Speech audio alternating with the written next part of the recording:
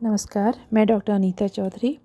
बच्चों, पूर्व वीडियो में हमने मैथिली शरण गुप्त जी के साकेत के विषय में जानकारी ली और उर्मिला के विरह वर्णन के विषय में जानकारी ली थी तथा साकेत में जो भावपूर्ण स्थल हैं उनके विषय में जानकारी ली थी।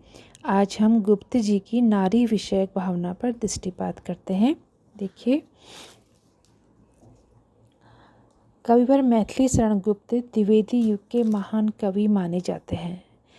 उनकी रचनाओं में राष्ट्रीयता, समाज सुधार, युग निरूपण, भारतीय संस्कृति एवं नारी भावना का विशद चित्रण हुआ है। उन्होंने साकेत महाकाव्य में वियोगिनी उर्मिला का मातृत्व भाव की प्रबलता से युक्त, कैकेयी का द्वापर काव्य में विद्रुता का और यशोधरा महाखंड काव्य में यशोधरा का तथा विष्णुप्रिया में इसकी नायिका का चित्रण बड़े मनोयोग से किया है। अब गुप्त जी की जो नारी विषयक भावना है उसको हम निम्न बिंदुओं के आधार पर स्पष्ट करते हैं। जैसे पहला लेते हैं हम गुप्त जी के नारी विषयक विचार। अपने नारी संबंधी विचारों को व्यक्त करते हुए गुप्त जी ने नारी के संपूर्ण जीवन को जिन दो पंक्तियों में व्यक्त किया है वे उसकी नारी भावना की मार्मिकता को अभिव्यक्त करते हैं। अबला जीवन हाय तुम्हारी यही कहानी, आंचल में है दूध और आँखों में पानी। इन पंक्तियों में नारी को अबला कहते हुए उसकी असामर्थ्य एवं अक्षमता पर दुख व्यक्त किया गया है तथा उसमें मातृत्व भाव की प्रबलता को स्वीकार करते हुए उसके जीवन को दुख भरा मान लिया गया है। किंतु ऐसा नहीं है कि गुप्त जी नारी को नर से हीन मानते हों। वे नारी को नर की तुलना में गरिमा देते हुए उसे नर से श्रेष्ठ निरूपित करते हुए कहते हैं, एक नहीं दो दो मात्राएं नर से भारी नारी। साथ ही नारी पर लगाए गए बंधनों का भी वे विरोध करते हैं। कहते हैं, नर कृत्य शास्त्रों के बंधन हैं, सब नारी ही को लेकर अपने लिए सभी सुविधाएं पहले ही कर बैठे नर। है ना, कितनी अच्छी बात कही है यहाँ पर गुप्त जी ने। पुरुष के अत्याचारों से त्रस्त नारी दयनीय, शोषित एवं उपेक्षित है। पुरुष उस पर अविश्वास करता है, उसे असभ्य समझता है, उस पर अत्याचार करता है। कैसी विडंबना है कि पुरुष के तो 100 दोष भी माफ़ किए जाते हैं, पर नारी का एक भी दोष माफ़ करने योग्य नहीं होता है। द्वापर में नारी समस्या का चित्रण करते हुए वे कहते हैं, देखिए, अविश्वासी नारी के प्रति नर का, नर के तो 100 दोष क्षमा है, स्वामी है वह घर का। नारी की दुरावस्था को उन्होंने मुखर वाणी दी। पुरुष ने उनके अधिकारों का हनन करके अपराध किया है। अपनी अर्धांगिनी को अधिकारों के नाम पर ठेंगा दिखाने वाला पुरुष ही नारी के शोषण के लिए उत्तरदायी है। वे कहते हैं, अधिकारों के दुरुपयोग का कौन कहाँ अधिकारी, कुछ भी स्वत्व नहीं रखती क्या अर्धांगिनी तुम्हारी। नारी पर अविश्वास करने वाला वह पुरुष भी नारी की कोख से ही उत्पन्न हुआ है। जाया और जननी होकर भी उसे पाप की पिटारी कहना कहाँ तक उचित है। उपजा किंतु अविश्वासी नर हाय तुझी से नारी, जाया होकर जननी भी तू ही पाप पिटारी। देखिए, नारी की महत्ता की स्थापना दूसरा पॉइंट है इसका।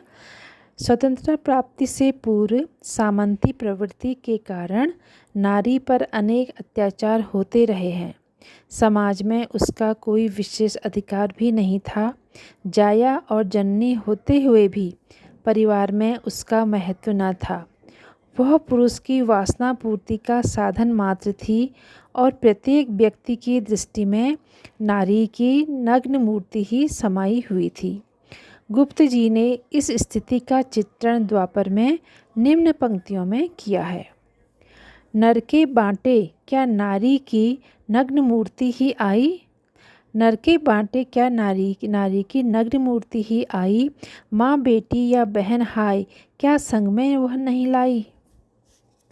गुप्त जी ने नारी की महत्ता स्थापित करते हुए द्वापर में विधृता के माध्यम से नारी भावना को अभिव्यक्ति दी है। वह अन्याय का विरोध करने वाली तेजस्वी नारी के रूप में चित्रित की गई है।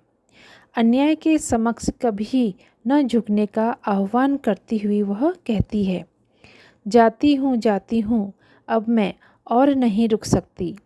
इस अन्याय समक्ष मरु में कभी नहीं झुक सकती।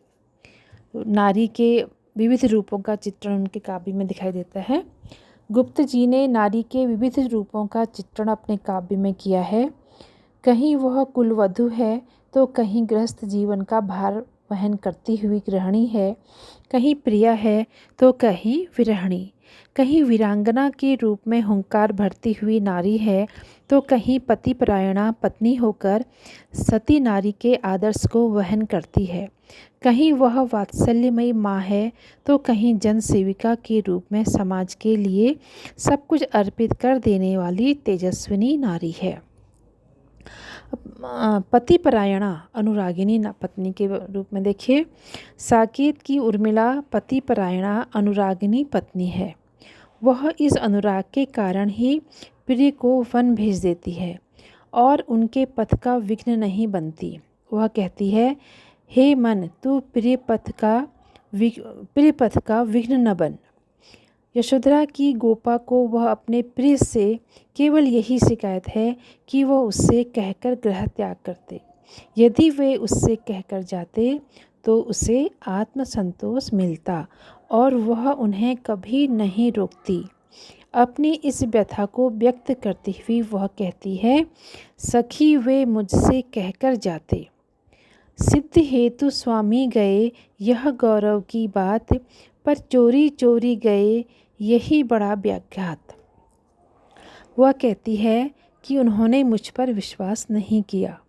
शायद वे समझते थे कि मैं उनके मार्ग की बाधा बनकर उन्हें जाने से रोक दूंगी, पर ऐसा नहीं था। मैं उनके मार्ग की बाधा नहीं बन सकती थी। कहती है आगे, सखी वे मुझसे कहकर जाते। कह तो क्या मुझसे वे अपनी पथ बाधा ही पाते। मुझको बहुत उन्होंने माना, फिर भी क्या पूरा पहचाना। मैंने मुख्य उसी को जाना जो वे मन में लाते। गुप्त जी ने नारी को आदर्श पत्नी के रूप में चित्रित किया है। पति ही पत्नी की गति है। इस कसौटी पर उनके सभी नारीपात यशोधरा, गोपा, सीता, उर्मिला, विष्णुप्रिया, विधृता आदि खरे उतरते हैं। यशोधरा कहती है, प्रिय तुम तपो सहूँ मैं भरसक देखूं बस ये दानी। कहाँ तुम्हारी गुण गाथा मैं मेरी करूं कहानी। चित्रकूट में सीता ने अपनी कुटिया को ही मन भावन राजमहल समझते हुए पति के साथ को अपनी सबसे बड़ी पूंजी माना। इसी प्रकार सीता आदर्श पत्नी के रूप में चित्रित की गई है। निज सदन में उटज पिता ने छाया, मेरी कुटिया में राजभवन मन भाया। सम्राट स्वयं प्राणेश सचिव देवर हैं, देते आकर आशीष हमें मुनिवर हैं। नारी का विरहिणी रूप देखिए। साकेत में उर्मिला के विरहिणी रूप का चित्रण भी किया गया है। नवम सर्ग में कवि ने रामकथा की उपेक्षित पात्र उर्मिला के विरह का विशद चित्रण किया है। उर्मिला चिंता, विषाद, काम आदि मनोभावनाओं से ग्रसित होकर उस विरह में स्वयं आरती की लौ की भांति जलती है और मानस मंदिर में प्रिय की प्रतिमा को स्थापित कर उनकी पूजा भी करती है। मानस मंदिर में सती प्रिय की प्रतिमा था, जलती सी उस विरह में बनी आरती आप। विरह वेदना विह्वल होकर वह जो गीत गाती है, उसमें उसके मन की व्यथा साफ सुनी जा सकती है। जैसे वेदने तू भी भली बनी, पाई मैंने आज तुझी में अपनी चाह घनी। प्रकृति में भी उसे सर्वत्र अपने प्रिय की रूप छटा का ही आभास होता है। शरद ऋतु में खंजन पक्षियों को देखकर उसे लगता है कि मेरे प्रिय के नेत्र ही मानो इन पक्षियों के रूप में यहाँ दिख रहे हैं। कहती है, निरख सखी ये खंजन आए, फेरे उन मेरे रंजन ने नयन इधर मन भाए। अब देखिए नारी का स्वाभिमानी रूप। गुप्त जी की नारियां सहज स्वाभिमान एवं दर्प से परिपूर्ण हैं। उर्मिला को अपने रूप का दर्प है, तभी तो वह कामदेव को फटकार लगा देती है और उसे अपने सिंदूर बिंदु की ओर देखने की चुनौती देती हुई कहती है कि यह शंकर जी के अग्नि नेत्र की भांति उसे भस्म कर देगा। यशोधरा भी मानती है कि सिद्धार्थ उनसे कहकर ग्रह त्याग करते तो उसे सुख होता, पर उन्होंने ऐसा नहीं किया। इसीलिए जब वे गौतम बुद्ध बनकर नगर में आए तो वह उनसे मिलने नहीं जाती। उस मानिनी के स्वाभिमान की रक्षा करते हुए बुद्ध ही उससे मिलने जाते हैं। मानिनी मान तजो लो रही तुम्हारी बान, दानिनी आए स्वयं द्वार पर यह भव तत्र भवान। वात्सल्यमयी माता के रूप में देखिए। साकेत में नारी के एक अन्य रूप वात्सल्यमयी माता का चित्रण भी हुआ है। कैकेयी को अपने पुत्र भरत पर राजा का संदेह अच्छा नहीं लगा और उसने प्रतिशोध स्वरूप राम का राज्याभिषेक विघ्न में डाल दिया। भरत से सुत पर भी संदेह, बुलाया तक न उन्हें जो गेह। चित्रकूट में सभा में कैकेयी का पश्चाताप मैथिली शरण गुप्त की मौलिक कल्पना है। इसमें वात्सल्यमयी कैकेयी के स्वच्छ हृदय की जो झांकी उपलब्ध होती है, उसने कैकेयी के पाप को पूरी तरह से धो दिया है।